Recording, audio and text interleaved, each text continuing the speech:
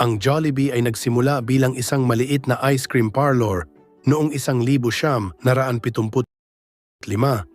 na pagmamay-ari ni Tony Tan Cak Chong.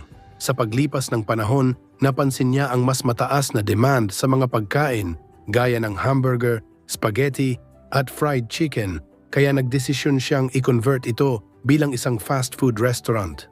Noong 1978, isinilang ang Jollibee bilang isang kumpanya ng fast food. Sa kabila ng presensya ng mga international na brand tulad ng McDonald's, mabilis na lumago ang Jollibee dahil sa pagkaing akma sa panlasa ng mga Pilipino at sa mainit na serbisyo nito. Noong dekada 1980, naging isa ito sa pinakamalalaking fast food chain sa Pilipinas. Kalaunan, pinalawak nito ang operasyon sa iba't ibang bansa kung saan may maraming overseas Filipino workers, OFWs, tulad ng Estados Unidos, Saudi Arabia at Hong Kong.